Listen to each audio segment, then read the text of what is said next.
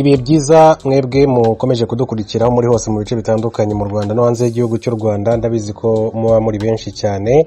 Reka rero mbaye ikaze natinze mu makuru yacu. Mu minsi mike ishize nibwo twagiye tugaruka ku nkuru ikomeye cyane, twavugaga iyo umunyarwanda witwa Emmanuel Abayisenga wari usanzwe uba mu gihugu cy'Ubufaransa mu mujyi wa Nantes, bivuga ko yari akurikiranyweho icyaha cyo kuba yaragerageje gutwika katedrali yo mu mujyi wa Nantes.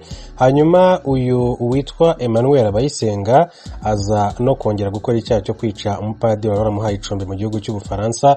Ni inkuru yavuzwe cyane mu bitangazamakuru bitandukanye, yaba iby'imbere mu gihugu, yaba ibitangazamakuru mpuzamahanga, by'umwihariko ibyo ku mugabane wa Buraya, cyane cyane mu gihugu cy'Ubufaransa, ivuga yuko uyu munyarwanda yivuganye umupadiri, umwe mu mapadiri bari bakunzwe cyane, akaba ari umupadiri witwaga Olivier Mer. Gusa ariko igikomeye cyane muri iyi nkuru ni uko ifoto yakoreshejwe y'uyu witwa Emmanuel Abayisenga wari ukurikiranyweho icyaha cyo kwica uyu mupadiri Olivier Mer mu gihugu cy'Ubufaransa mu mujyi wa Nantes, by'umwihariko ku bitangazamakuru by'imbere mu gihugu cy'u Rwanda byaje kwifashisha ifoto y'uwitwa Emmanuel Ntoragurwa.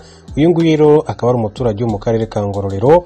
Uyu muturage akavuga yuko ashengurwa no kubona ifoto ye ikoreshwa, ndetse kandi akaba ashinjwa icyaha cy'ubwicanyi ndetse n'ibyaha bikomeye cyane nko gutwika nka Kiliziya Gatolika, kandi avuga ko nawe ari umukristo Gatolika.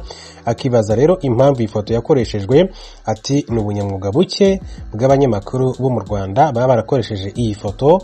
Akaba rero ari cyo kintu cyakomeje kugenda kimushengura, ndetse akavuga ko mu gihe byakomeza agomba gufata inzira akajya mu butabera kugira ngo abashe kurenganurwa, kubera yuko iyi foto imwangiza isura ndetse abantu bakaba bamubona nk'umwicanyi, kandi nyamara nta cyaha nk'icyo akurikiranyweho cyo kuba yaratwitse Kiliziya Gatolika mu gihugu cy'Ubufaransa ndetse no kwivugana umupadiri, cyane ko uyu nguyu wabikoze Emmanuel Abayisenga mu gihugu cy'Ubufaransa yaje guhita atabwa muri yombi na polisi muri kiriya gihugu.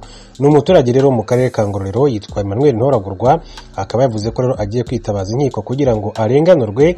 Ni nyuma y'uko rero avuga ko abangamiwe no gushinjwa icyaha cyo kwica umupadiri mu Bufaransa kandi nta cyaha yakoze nk'icyo. Emmanuel Ntoragurwa rero avuga ko kuba rero harakoreshejwe ifoto ye bimwangiza isura ndetse na sosiyete abarizwamo, akaba ari byo bikomeza kugenda abimushengura. Ikiriho n'iki, ni Emmanuel Abayisenga wakoze iki cyaha yego mu gihugu cy'Ubufaransa, ariko uyu nguyu wakoreshejwe ifoto we yitwa Emmanuel Ntoragurwa, ntabwo ari Emmanuel Abayisenga. Akaba avuga yuko abakoresheje ifoto ye mu buryo bunyuranyije n'amategeko bashobora no kuba babiryozwa mu gihe yabageza imbere y'amategeko. Uyu umuvandimwe witwa Emmanuel Ntoragurwa wo mu karere ka Ngororero akaba ari kamwe mu tugize intara y'Uburengerazuba mu gihugu cy'u Rwanda. Mu yandi makuru ku mugabane wa Afurika, mu gihugu cya Zambia, uwitwa Hakainde Hichilema, uyu nguyu akaba ari utavuga rumwe n'ubutegetsi mu gihugu cya Zambia, aherutse gutsinda amatora ahigika uwari usanzwe ku butegetsi, akaba ari Perezida Edgar Lungu. Niki wamenya rero kuri Hakainde Hichilema wabyirutse ari umushumba none akaba abaye perezida w'igihugu cya Zambia? Nyuma yo kwiyamamaza inshuro 5 zose adatsinda, ariko ntave kwizima, ku nshuro ya 6 Hakainde Hichilema yahigitse Edgar Lungu wari usanzwe ari perezida wa Zambia, aho rero yamurushije amajwi arenga miliyoni. Nyuma yaho rero ibyavuye mu matora bishyizwe hanze, Lungu yabanje kubyamagana, ariko nyuma abagwizima yemera ko yatsinzwe ndetse anashimira Hakainde Hichilema wamwigaranzuye. Hakainde Hichilema ufite imyaka 59, akaba akunda kwivugira ko ari umuhungu usanzwe wakuze aragira inka, nubwo nyuma yaje kuvamo umwe mu baherwe bagaragaza itandukaniro mu gihugu cya Zambia. Uretse ibyo kuba umushumba w'inka ndetse no kuvamo umuherwe ukomeye, Hakainde Hichilema yari asanzwe ari no muri politike, aho ari we wari umuyobozi w'ishyaka rya United Party for National Development UNDP, yamenyekaniyemo cyane nka HH. Uyu umugabo wageze ku cyo yari amaze iminsi aharanira, BBC ivuga ko yavukiye mu buzima bushaririye akanabukuriramo mbere yo kubona abamufasha mu myigire, kugeza ubwo rero yatsindiraga kujya kwiga muri kaminuza ya Zambia, nyuma akaza kubona impamyabumenyi y'icyiciro cya 3 cya kaminuza mu by'imiyoborere ndetse n'ubushabitsi yavanye muri kaminuza ya Birmingham mu gihugu cy'Ubwongereza. Hakainde Hichilema ubwo yamamarizaga kuba perezida yakunze kugaruka kuri ubwo buzima bwose yakuriyemo, ndetse bimufasha kwigarurira imitima y'abaturage yashakagamo amajwi, kuko yabumvishaga uburyo yakoze cyane ibikunze kwitwa kuzunguza amafaranga ugamije ko akubyarira andi agakora ubucuruzi bw'amazu, ibyo kugura amasambu, ibijyanye n'ubukerarugendo ndetse n'ibindi. Zambia nk'igihugu gikize ku mutungo kamere w'umuringa ariko kikarangwamo ubushomeri bukabije, Hayikande Hichilema avuga ko abaturage bacyo bari bakeneye umuyobozi wifashishije ku mufuka kugira ngo rero agire uruhare mu kuzamura ubukungu bw'icyo gihugu. Bigaragara ko rero giseta ibirenge mu muvuduko w'iterambere ku mugabane wa Afurika. Gahunda ze zijyanye n'ubuhinzi ndetse no kwisanisha n'abakiri bato nayo ngo n'indi turufu Hayikande Hichilema yifashishije kugira ngo rero bamwiyumvemo, cyane ko 50% bya miliyoni 7 bari biyandikishije kuzatora bari munsi y'imyaka 35 kandi n'abaturage batunzwe n'umwuga w'ubuhinzi biyumvamo icyerekezo cye cyane. Hayikande Hichilema yakoze iyo bwabaga ngo yegukane intsinzi mu matora, kuko ku nshuro ya mbere yakoresheje imbuga nkoranyambaga nka Facebook na Twitter mu buryo bwimazeyo kugira ngo arebe ko yabona amajwi, by'umwihariko ari urubyiruko rukunda gukoresha izo mbuga nkoranyambaga. Uretse inshuro 5 zose yari yaragiye atsindwa amatora, yanagiye atabwa muri yombi mu bihe bitandukanye, aho yabaga ashinjwa ibyaha bitandukanye birimo no guhemukira igihugu, ndetse yaje no gutabwa muri yombi afungwa amezi 4, aho yari akurikiranyweho icyaha cyo kwitambika imodoka ziherekeza umukuru w'igihugu. Hayikande Hichilema asanze hari byinshi cyane bimutegereje, birimo kuzahura ubukungu bwa Zambia bwashegeshwe bikomeye cyane na COVID-19, ikaba ariyo nshuro ya mbere ubukungu bw'icyo gihugu buhungabanye ku rugero rwo hejuru kuva mwaka w'1998.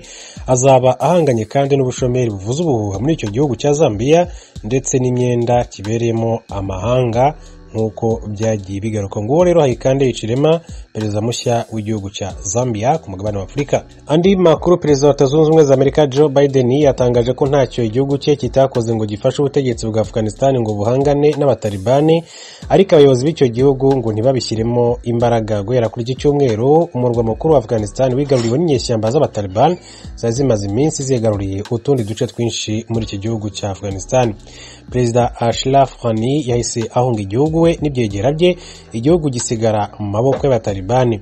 Ibi bibaye kandi mu gihe Amerika iri gucyura ingabo zayo zari zimaze imyaka 20 muri icyo gihugu mu rugamba zagiyemo, zivuga ko zigiye kurwanya iterabwoba, ari narwo rwari rwaravanye abatalibani ku butegetsi muri 2001.